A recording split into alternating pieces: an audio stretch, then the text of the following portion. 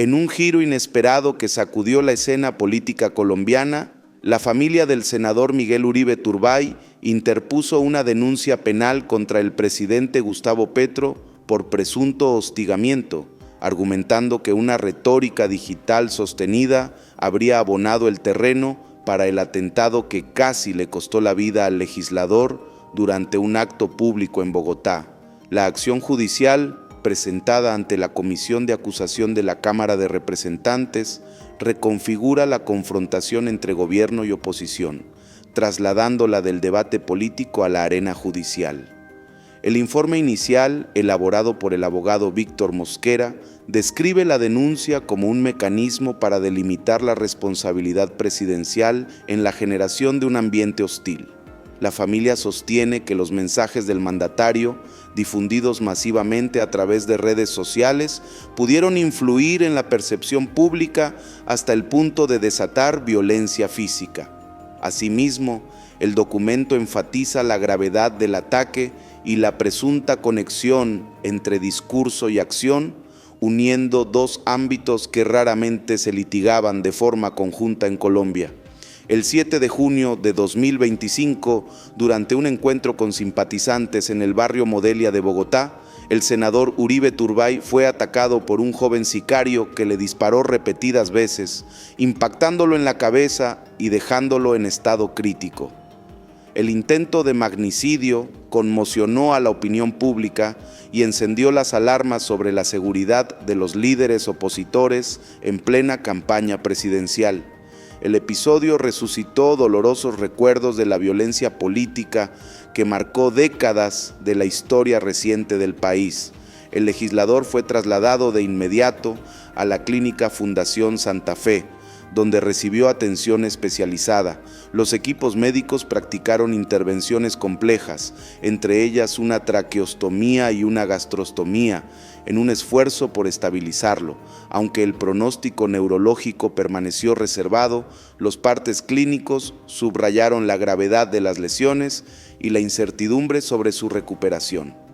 La familia, encabezada por su esposa María Claudia Tarazona, emitió constantes boletines humanizando la tragedia ante millones de colombianos. La investigación, dirigida por la Fiscalía General de la Nación, descartó rápidamente la hipótesis de un acto impulsivo.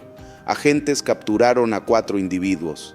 El atacante, un adolescente de 14 o 15 años, detenido en flagrancia, y 3 presuntos coautores, identificados como Carlos Eduardo Mora, Caterine Martínez, conocida como Gabriela, y William González. El expediente describe un esquema delictivo sofisticado, lo que refuerza la tesis de una conspiración planeada con recursos significativos y coordinación detallada. Los fiscales pusieron su atención en hallar al autor intelectual. El principal sospechoso, apodado El Costeño o Chipi, fue catalogado como dinamizador del complot. Las autoridades ofrecieron hasta 300 millones de pesos como recompensa por información que conduzca a su captura. Este monto, inusualmente elevado, refleja la magnitud del caso y la presión mediática que rodea cada avance de la investigación, divulgada casi en tiempo real por medios nacionales e internacionales. El armamento incautado mostró un nivel de adaptación alarmante. La pistola Glock utilizada había sido comprada originalmente en Arizona, Estados Unidos, y luego ingresó ilegalmente al país. Peritajes balísticos revelaron munición modificada con recubrimientos de bronce y latón para aumentar la letalidad, y el arma fue alterada para disparar en ráfagas. Igualmente, pistas sugieren la presencia de una segunda pistola Jericho aún no rastreada, lo que eleva el desafío investigativo y perfila la posible implicación de redes transnacionales de tráfico de armas. La Fiscalía concluyó que la motivación era eminentemente política, al no hallar indicios de móviles personales. De acuerdo con los investigadores, el atentado pretendía silenciar a una figura de oposición destacada. El presidente Petro, por su parte, cuestionó esa versión y señaló la posible influencia de mafias internacionales, generando 2 relatos contrapuestos que ahora alimentan el debate público. Esta divergencia narrativa se convirtió en punto de partida para la posterior acción legal de la familia. El atentado recibió condena unánime de todas las colectividades políticas que rechazaron la violencia como herramienta. En respuesta, el gobierno prometió reforzar las medidas de seguridad de precandidatos y opositores. Asimismo, la Comisión Interamericana de Derechos Humanos solicitó información oficial sobre el esquema de protección del senador, luego de que el propio Petro afirmara que el dispositivo había pasado de 7 a 3 escoltas el día del ataque, detalle que abrió nuevas preguntas sobre fallas institucionales. El 24 de junio de 2025, la familia formalizó la denuncia por hostigamiento, figura penal que contempla el acoso por razones políticas. El abogado Mosquera subrayó que la conducta presidencial fue sistemática y reiterada, superando los límites del debate democrático. Además, catalogó las publicaciones como discursos de odio que habrían creado un ambiente discriminatorio contra Uribe Turbay. La estrategia busca demostrar que el poder simbólico de la presidencia amplifica los mensajes, generando efectos tangibles en la realidad. El argumento central se resume en la llamada deshumanización discursiva progresiva. Según la denuncia, el presidente utilizó el púlpito de la Casa de Nariño y su extensa audiencia digital para proyectar al senador como un enemigo peligroso, minando su legitimidad. Sostienen que esa narrativa moldeó el marco cognitivo de una parte de la población y pudo habilitar escenarios propensos a la violencia. El equipo jurídico invocó referencias al derecho penal internacional para reforzar la gravedad de la supuesta incitación. Mosquera aclaró que la denuncia no atribuye al mandatario la autoría material del atentado. En cambio, plantea la responsabilidad de haber creado las condiciones que lo facilitaron. Esta distinción es clave, pues traslada el debate a la esfera de la culpa indirecta, todavía novedosa en la jurisprudencia colombiana. En consecuencia, el proceso podría sentar precedentes sobre los límites de la libertad de expresión presidencial en redes sociales y su potencial impacto en la seguridad de opositores. La comisión de acusación competente para investigar a los jefes de Estado recibió el expediente. Popularmente apodada Comisión de Absoluciones, su historial de escasos resultados genera escepticismo sobre la posibilidad de una condena efectiva. No obstante, el paso de radicar allí la querella sugiere objetivos políticos adicionales, al proporcionar una plataforma para exponer públicamente la narrativa de la familia y mantener el tema en la agenda mediática durante un periodo de alta efervescencia electoral. El núcleo probatorio incluye más de 43 mensajes publicados por Petro en la red social X, antes conocida como Twitter, a lo largo de 3 años. Según la denuncia, estos trinos componen una campaña sostenida con contenido estigmatizante. El registro muestra alusiones a episodios controvertidos del pasado familiar y político de Uribe Turbay, lo que, según los querellantes, alimentó una imagen de ilegitimidad y peligro asociada a su figura, superando la crítica política convencional. Los demandantes seleccionaron varios trinos emblemáticos. El primero, fechado 5 de junio de 2025, relacionó al senador con presuntas órdenes de tortura dictadas por su abuelo, el expresidente Julio César Turbay. Un segundo mensaje, del 12 de junio de 2024, lo conectó con los falsos positivos, escándalo de ejecuciones extrajudiciales que golpeó a las Fuerzas Armadas.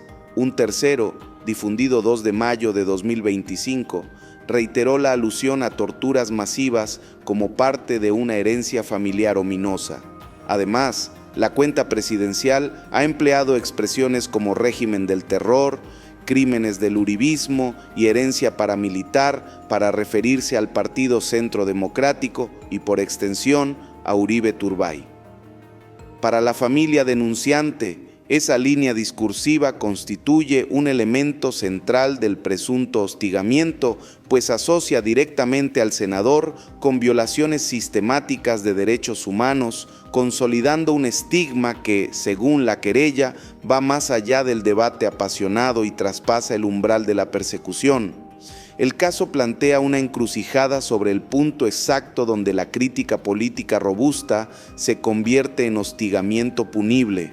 El abogado Mosquera argumenta que, al utilizar canales oficiales y la investidura presidencial, Petro no entrega meras opiniones personales, sino declaraciones de un jefe de Estado con capacidad de influir en la opinión colectiva. Por tal motivo, sostiene que el estándar jurídico aplicable debe valorar la posición de poder y la potencial afectación en la vida y seguridad del opositor. En consecuencia, el proceso también discute la frontera entre libertad de expresión y responsabilidad institucional. La defensa del senador propone que la palabra presidencial, por su fuerza simbólica y alcance, adquiere un carácter performativo susceptible de generar consecuencias materiales. El debate así podría redefinir las reglas de la comunicación política en la era digital, un terreno donde los códigos legales aún no han logrado mantener el ritmo de la innovación tecnológica y las dinámicas virales. El trasfondo se complica por la relación de antagonismo que arrastra la dupla Petro-Uribe-Turbay. Cuando el hoy presidente era alcalde de Bogotá, el entonces concejal Uribe Turbay criticó decisiones sobre manejo de basuras y programas sociales, consolidando una rivalidad mediática que se profundizó con los años. Esa historia de choques añade capas de significado a cada mensaje cruzado en redes y multiplica las lecturas sobre la verdadera motivación del discurso presidencial. La reacción del gobierno ante la denuncia se mueve en varios frentes. Petro declaró públicamente que culparlo a él equivale a culpar al pueblo de Colombia, enmarcando la acusación como un intento de silenciar voces progresistas. A su vez, el ministro del Interior, Armando Benedetti, defendió la postura oficial y sugirió que el atentado buscaba desestabilizar al Ejecutivo, trasladando el foco de victimario a víctima. Esta inversión retórica complejiza el debate y eleva la tensión partidista. Voces cercanas al gobierno, como la representante María Fernanda Carrascal, acusaron a la oposición de instrumentalizar la tragedia con fines electorales. Por otra parte, congresistas afines a Uribe Turbay insistieron en que la denuncia es un acto legítimo de defensa frente a una retórica agresiva. El choque de interpretaciones se refleja diariamente en medios y plataformas digitales, donde cada nueva declaración se amplifica, generando un ciclo de recriminaciones mutuas que profundiza la polarización. El Congreso, dividido por líneas ideológicas, afronta ahora el reto de tramitar la denuncia en medio de debates cruciales sobre reformas sociales impulsadas por el gobierno. Líderes legislativos advierten que la controversia podría obstaculizar la agenda oficial y alterar alianzas. En consecuencia, la denuncia se convierte en un factor de presión adicional capaz de inclinar la balanza en negociaciones de alto impacto para la gobernabilidad, mientras partidos pesan los costos de apoyos o distancias. Analistas señalan que la combinación de proceso penal y contienda electoral genera un terreno fértil para la judicialización de la política. Igualmente, alertan sobre el riesgo de que las instituciones pierdan legitimidad si son percibidas como instrumentos partidistas. Por otra parte, sectores académicos ven una oportunidad para precisar doctrinas sobre discurso de odio y responsabilidad de figuras públicas, algo particularmente relevante en países con historial de violencia política, como Colombia. En la esfera internacional, organizaciones de derechos humanos observan con atención. La Comisión Interamericana de Derechos Humanos solicitó detalles sobre la protección brindada al senador antes y después del atentado, subrayando la obligación estatal de garantizar la vida de opositores. Asimismo, ONGs dedicadas a la libertad de expresión evalúan el caso como laboratorio sobre cómo las redes sociales alteran el balance entre crítica legítima y discurso potencialmente peligroso, asunto de creciente relevancia global. Mientras tanto, el Ministerio de Defensa anunció ajustes en los protocolos de seguridad para candidatos. También informó que unidades especializadas rastrean la ruta del arma ingresada desde Arizona, en coordinación con autoridades de Estados Unidos. Estas gestiones ilustran la dimensión transnacional del caso y la necesidad de cooperación internacional para frenar el flujo de armamento que alimenta la violencia política. En consecuencia, el atentado cataliza reformas en temas de seguridad electoral. La prensa nacional cubre cada detalle con interés sostenido. Programas de opinión, noticieros y plataformas digitales dedican espacios extensos a la polémica, amplificando mensajes de todos los actores involucrados. Los usuarios en redes replican hashtags que exigen justicia o defienden al presidente, configurando burbujas de información que refuerzan narrativas opuestas. Expertos advierten que esta dinámica de cámara de eco puede radicalizar a la ciudadanía, agrandando la brecha entre bandos irreconciliables. Sectores empresariales y organizaciones civiles han pedido moderación. En comunicados conjuntos subrayan la importancia de preservar la institucionalidad y evitar que el debate político derive en violencia. También instan a los líderes a utilizar un lenguaje responsable, recordando que la historia colombiana ha mostrado la capacidad del discurso inflamatorio para detonar conflictos. Estas voces buscan equilibrar la confrontación con llamados a la cordura, aunque su impacto es incierto ante el ritmo frenético de los acontecimientos. La denuncia revive discusiones sobre la idoneidad de la comisión de acusación. Críticos señalan que a lo largo de décadas esa célula legislativa ha archivado casi todos los casos contra expresidentes, lo que alimenta la percepción de impunidad. No obstante, simpatizantes de la querella confían en que la presión mediática y la trascendencia del atentado obligarán a un trámite diligente. De prosperar la investigación, la Cámara podría elevarla al Senado, abriendo un juicio político de final impredecible. Dentro del uribismo, la agresión contra Uribe Turbay potenció la cohesión interna. Dirigentes del partido Centro Democrático expresaron respaldo irrestricto a su correligionario y señalaron al mandatario como responsable moral. Asimismo, aprovecharon el momento para cuestionar las reformas gubernamentales, aduciendo que distraen la agenda nacional. Esta simbiosis entre apoyo personal y estrategia legislativa muestra cómo los hechos de violencia pueden reconfigurar fuerzas políticas y alterar planes previamente trazados. Al mismo tiempo, movimientos afines al presidente movilizaron bases para respaldarlo.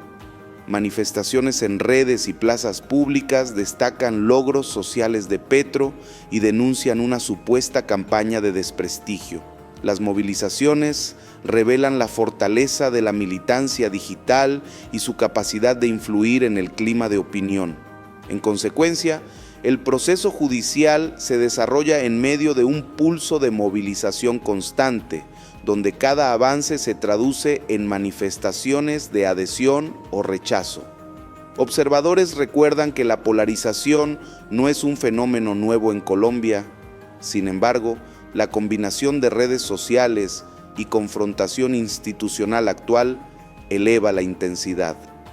Los algoritmos favorecen mensajes emotivos, mientras los titulares diarios alimentan percepciones de crisis permanente. Esta convergencia tecnológica y política redefine la manera de hacer campaña y, por extensión, la forma de gobernar, pues obliga a los mandatarios a responder en tiempo real a la opinión pública. Académicos en comunicación política señalan que el caso podría derivar en jurisprudencia sobre la incidencia de los trinos presidenciales. Si la comisión encuentra mérito, el país estaría frente a una decisión inédita que fijaría parámetros obligatorios para futuros mandatarios. Igualmente, un archivo del proceso podría consolidar la percepción de que el discurso político, por más virulento, goza de inmunidad cuando proviene de la jefatura de Estado, configurando un antecedente con amplio efecto. La salud del senador continúa en el centro de la atención. Parte del apoyo popular que rodea su causa proviene de la empatía generada por los partes médicos y la resiliencia de su familia. Cada avance en su recuperación se recibe como victoria colectiva por sus seguidores, mientras la incertidumbre sobre su futuro político suscita debates. Algunos analistas sugieren que su eventual regreso al Senado alteraría los equilibrios de poder, dada la carga simbólica que ahora encarna. En paralelo, la Fiscalía anunció la creación de un grupo especial para perseguir a El Costeño. Dicha unidad, coordinada con Interpol, rastrea movimientos financieros y comunicaciones que podrían conducir a su paradero. Esto demuestra el compromiso institucional con la investigación y refuerza la narrativa de que el atentado no fue obra de un lobo solitario. Además, expone vínculos posibles con redes del narcotráfico, una arista que añadiría complejidad al caso y multiplicaría sus repercusiones. Expertos en derecho penal enfatizan que la figura de hostigamiento político, aunque existente en el Código colombiano, rara vez se ha aplicado a discursos provenientes del Ejecutivo. Por lo tanto, el proceso servirá para probar la elasticidad de la norma y su alcance frente a la libertad de expresión de los líderes. Igualmente, podría influir en proyectos de ley que buscan actualizar el marco legal a realidades digitales, cerrando lagunas que facilitan la impunidad del discurso agresivo. El impacto internacional también se extiende al campo diplomático. Delegaciones extranjeras han consultado a la Cancillería sobre las garantías de seguridad para sus ciudadanos y misiones en Colombia, reflejando la preocupación general por la estabilidad. Estas consultas, aunque rutinarias, adquieren relevancia cuando el país experimenta picos de violencia política. La respuesta oficial resalta la fortaleza de las instituciones y los mecanismos de protección, intentando contrarrestar percepciones de riesgo elevado. Mientras los tribunales se preparan para etapas iniciales, los mercados financieros observan. Analistas señalan que la incertidumbre política puede afectar indicadores como tasa de cambio y riesgo país. No obstante, resaltan que la economía colombiana ha mostrado resiliencia frente a crisis previas. Este balance entre cautela y confianza configura el telón de fondo económico de la denuncia, añadiendo una dimensión adicional al costo potencial de la confrontación. Periodistas investigativos revisan archivos de la red social X para contextualizar los mensajes cuestionados.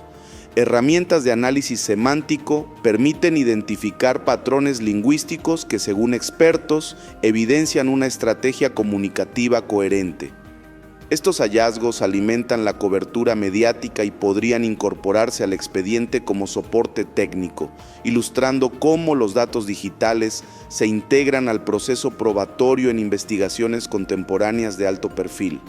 Organizaciones de la sociedad civil dedican foros y paneles a debatir el caso.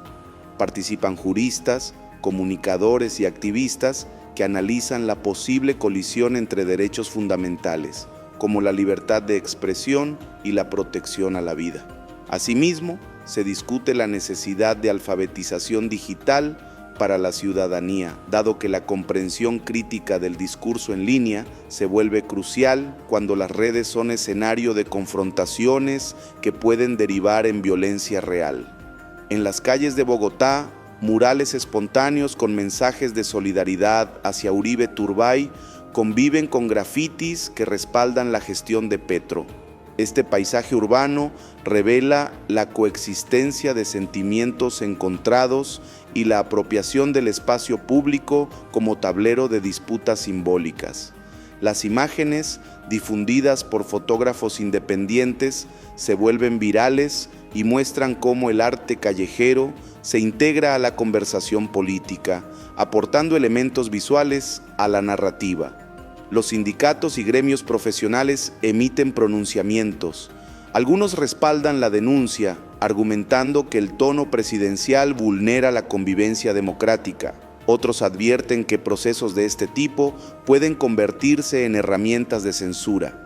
La diversidad de posturas refleja la complejidad de delimitar responsabilidades cuando el lenguaje vigoroso forma parte inherente de la contienda política, especialmente en un país marcado por una larga historia de debates encendidos. En los campus universitarios, los estudiantes organizan jornadas de reflexión sobre violencia política y redes sociales. Profesores de ciencias sociales plantean estudios de caso que comparan la situación colombiana con episodios similares en otras democracias latinoamericanas.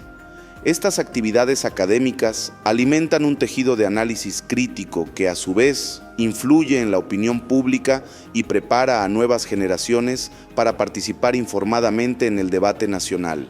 Por otra parte, la Corte Constitucional observa con especial interés, pues eventuales recursos de tutela podrían elevar la discusión hasta su estrado. Magistrados consultados off the record reconocen que la jurisprudencia sobre discurso de odio aún presenta vacíos. De llegar el caso, la Corte tendría la oportunidad de fijar criterios que orienten a todas las autoridades sobre el balance entre libertad de expresión y protección frente a la violencia política. A medida que la campaña presidencial avanza, los asesores de los distintos precandidatos estudian la denuncia como ejemplo de riesgo reputacional y legal. Estrategas digitales revisan guías internas sobre lenguaje y tono, conscientes de que una frase viral puede derivar en procesos penales. De esta forma, el episodio se convierte en lección de comunicación política para actores que buscan evitar precedentes indeseados, mientras continúan apelando al entusiasmo de sus bases.